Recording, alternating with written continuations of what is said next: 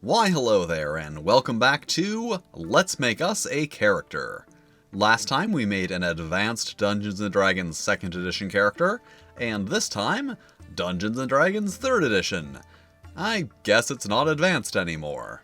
So let's make us a Dungeons & Dragons 3rd edition character. Okay, actually a 3.5 character because there's really no point in covering them individually or in not using the updated version. So we start by rolling up our ability scores, and 4d6 discard lowest is now the standard method. So we have 16 strength, 14 dexterity, 13 constitution, 10 intelligence, 15 wisdom, and 8 charisma. And once again, we can assign our rolls to whichever ability scores we wish, and I already did with editing. Our race options are now human, dwarf, elf, gnome, half-elf, half-orc, and halfling. So all of the previous options.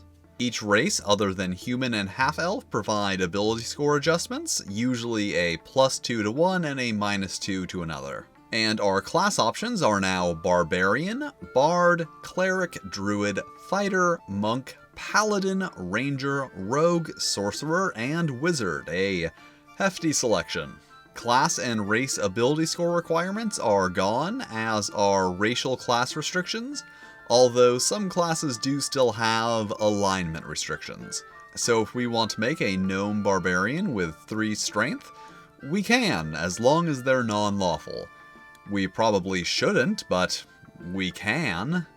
In place of class restrictions, races now have favored classes, which are really only used in multiclassing, which I don't really feel like getting into.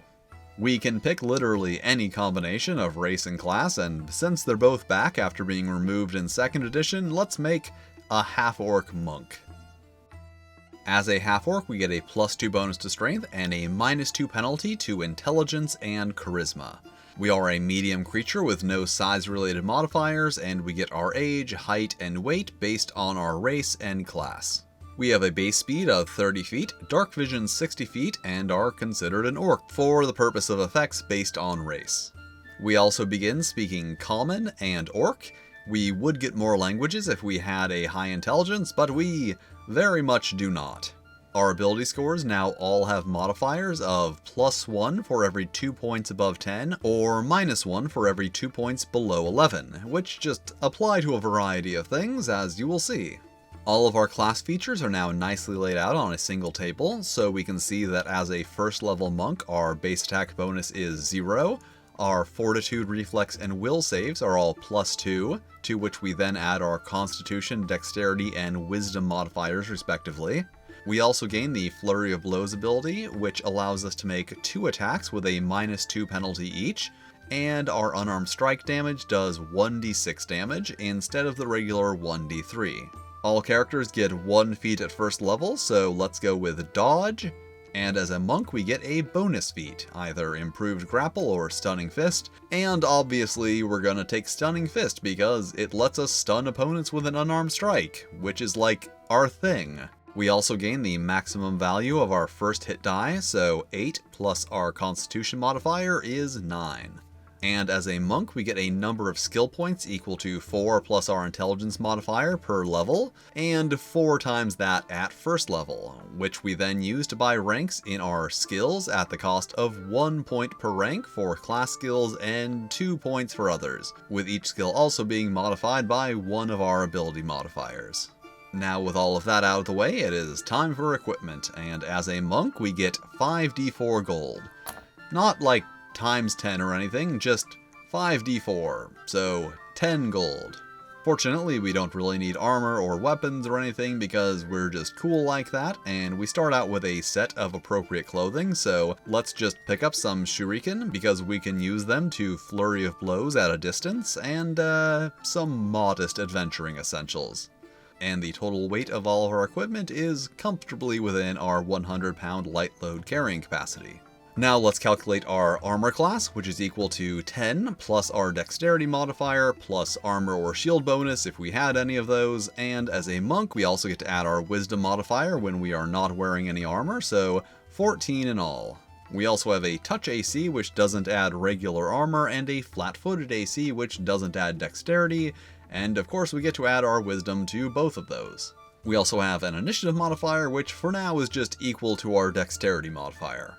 Our attacks are calculated by adding our base attack bonus, or flurry of blows bonus in our case, and strength modifier for melee attacks, or dexterity modifier for ranged attacks.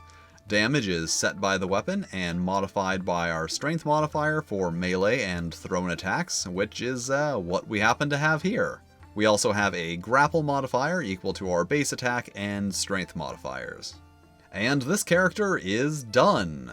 And in a bit of a change here, let's go through this level by level. At level 2, we gain an additional hit die, as well as an additional daily use and increase to the save DC for our Stunning Fist, which is equal to 10 plus half our level plus our Wisdom modifier. Our base attack bonus, saves, and flurry of blows all increase by 1, and we gain the evasion ability, which allows us to avoid taking half damage on successful reflex saves, and another bonus feat, for which we will choose deflect arrows. At level 3, we get a hit die, an additional daily use of Stunning Fist, and all characters get a feat, so let's take Weapon Focus Unarmed Strike, which gives us a +1 bonus to our unarmed strikes. Our base attack bonus and flurry of blows increase by 1. We gain the Still Mind ability, which gives us a +2 bonus to saves versus enchantments, and we get a +10 bonus to our unarmored speed. At level 4, we get another hit die, daily use, and increase to the DC of our Stunning Fist. We also get to increase one ability score by 1, so let's pick Wisdom, which will increase our modifier to +3, which then adds to our AC, Will Save, and Stunning Fist DC. Our base attack bonus, saves, and flurry of blows all increase by 1. We gain the ability to wall slide, and our unarmed strikes now deal 1d8 damage and are treated as magic weapons.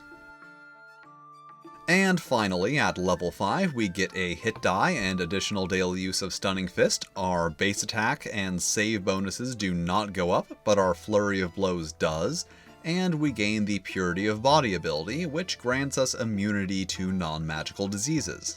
So you pretty much get something beyond just a hit die and skill point at every level, which is either a good thing or a bad thing, depending on your point of view. And that was a Dungeons & Dragons 3rd edition character. A lot of big changes to the game, mainly to make the overall rules more streamlined and cohesive, and honestly, it is a game where a lot of the praise and criticism it receives are both valid. It creates an easier base user experience and has a lot of options, some might say too many. And even multiclassing is easy, but that can lead to characters just getting ridiculously piled up with all sorts of abilities, and perhaps abilities that don't work that well together, or work too well together. And sorting out all of the content and all of the numbers on the back end of the mechanics can be a bit of a chore at times. Alright, there are only 2 more Dungeons & Dragons to cover, so if there are any other games you'd like to let's make us a character for, let me know in the comments, and thank you for watching. If you enjoyed the video, make sure to hit the like button, and check out the other videos, and we will be back next time making a Dungeons & Dragons 4th edition character. That was ominous. But until then, keep on rolling.